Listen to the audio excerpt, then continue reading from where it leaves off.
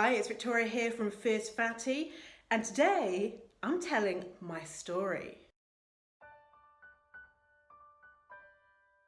So big content warning before we start. I'm going to be talking about some deep shit that involves abuse, sexual abuse, alcoholism, homelessness, poverty, abuse on a minor, self-esteem issues, and eating disorders. So it's a pretty big one. If you think that any of that stuff might trigger you, then maybe don't watch. But if not, let's get into it.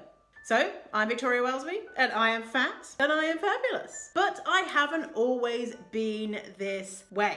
No.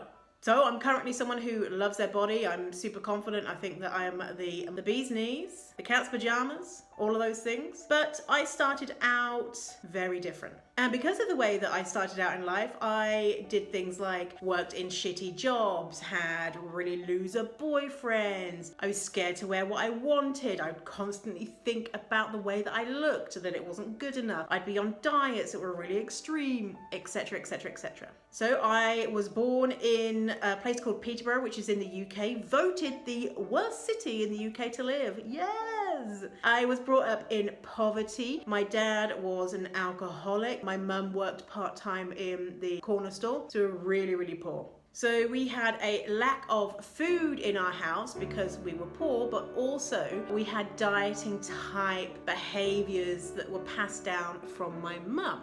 And so I really believed that I was some greedy monster because I was always looking forward to food and having food because we didn't really have that much of it, which is normal behavior. But I took that as that I was some sort of greedy monster. I was targeted by a local paedophile that would come to my garden and indecently expose himself. I remember one time playing with my kitten and looking up and seeing this adult man, and that happened a few times, and that wasn't unique to me.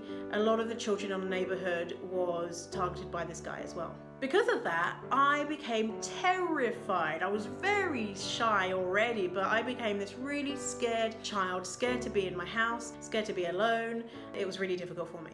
So my mum is a very small person. She's short and petite, and she would always talk about her body as being too big. And I am naturally a taller person, so now as an adult I'm 5'7", and I'm a bigger person. And as I was growing, I looked at her body and I thought, if she thinks that her body is not beautiful, is not wonderful, then what does that make mine? Really disgusting. So I stopped eating lunch. I would hide in the library all lunchtime so no one would notice that I wasn't eating and question me. I would run up and down the corridor in my house hundreds of times. I would eat only bland food because I thought bland food meant that it was better or healthier for me. And then I developed undiagnosed binge eating disorder. I so desperately wanted to be thin. And looking back, I was chubby, but I wasn't fat. And now I wish I could go back and be like, listen, Victoria, you're amazing. Even if I was fat, I would be amazing, right? So when I was 16, my mum moved to Ireland, which is where she's from, and I realised that I didn't have anywhere to live. I'd convinced my mum, I said, don't worry about me, I'll be fine, I'll find somewhere to live, blah, blah, blah. What I didn't realise was that you had to be 18 to rent a place, and my salary working part-time as a cleaner after school wasn't going to cut it. So by the age of 17, I was homeless and living in a shelter for young homeless children. At that same time, I met this 30-year-old guy at the club. He said to me when we met, instead of can I buy you a drink, he said, can I buy you a lollipop? If that wasn't like red flag, creepy level, then I don't know what is, but he was 30-year-old. He was 13 years older than me. He was an alcoholic. He turned out to be abusive physically and emotionally. He did things like put me on a diet, aka starve me. He decided he wanted my body to be smaller and so controlled everything that I ate. And so I ate hardly any food, and if he ever caught me eating anything which was off the plan, then he would obviously show some consequences to me. He eventually raped me. Even at the time, I didn't know that this was not okay, that it was not okay for your boyfriend to do things like this, because I thought, I have a fat body, therefore how worthy am I? I'm lucky that someone's even dating me, even if he is abusive. Eventually, I managed to get away from him and I left him. He said if I ever left him, he would do all of these terrible things to me, and he carried out all of the threats. So he did things like threw a brick through my family's window, he went to my place of work and punched my boss. I got a restraining order against him, but that didn't stop him. Leaving an abuser is actually a really difficult and dangerous time. Luckily, I got out of that situation. And I carried on with my life, and a few years later I met this guy that I was like, oh my god, he's man of my dreams, he's amazing, he's so good, I think I'm gonna marry him. And then I caught him with 3 other girlfriends.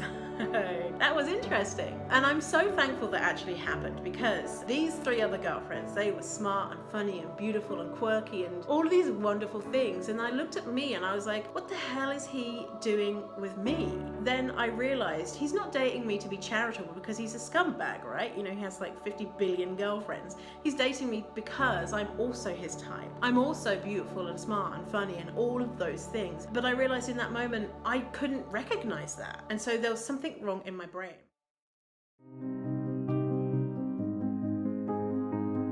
And so that was my catalyst for change. I began therapy, and I'm still in therapy to this day, many years later. And that helped me see all of these negative beliefs that I had. It helped me overcome my PTSD from my relationship and all the different types of trauma I'd experienced in my life. But still with therapy, I was still like, but why can't I just think myself thin? And that's when I discovered body positivity and fat positivity, and everything changed, because I heard someone say, it's okay to be fat. You have not failed by not succeeding at dieting. It's dieting that's failed you. You're all right in your body. And so now it's my mission to tell everyone it's okay to be fat. Your body is fine. Your body shouldn't stop you from doing all of the wonderful things that you want to do in life. So after I got all this confidence, I did things like I went to the police and reported my ex. Unfortunately, he wasn't charged because there wasn't enough evidence. Many years had passed, but just that act was incredible. I did things like asked for pay rises at jobs. And so one time I asked for a pay rise. I asked for a 2K pay rise, and my boss said, you're not worth 2K, Victoria. And the old Victoria would have said, yeah, you're probably right, maybe I'm not worth 2K. But the new Victoria went out and found another job that paid 12K more, because I didn't take the word of this man as truth. I stopped dating creepy dudes. I started wearing things that I wanted to wear, doing things like dancing in a public market in my bikini, even dancing on the TEDx stage in my bikini. Because now I don't give 0 fucks what people think about me or my body. I now set boundaries with people and stick to them. I'm no longer a doormat. And my pervasive negative thoughts that I had about myself have gone because of all of the work that I have done. So if you want to know more about my story, you can grab my book, Fierce Fatty. It's on Amazon. You can get it worldwide. You can get the physical copy or a digital copy. Follow me on Instagram, follow me on Facebook, and just join this community of fierce fatties that have said, fuck that shit. I'm going to live my life and be fabulous. And it doesn't matter what my body looks like. If you've enjoyed this video, make sure that you give me a like, share it with people that you think will enjoy it, and subscribe to my YouTube channel so you get more awesome shit like this in your life. Okay, until next time, au revoir, bonne chance.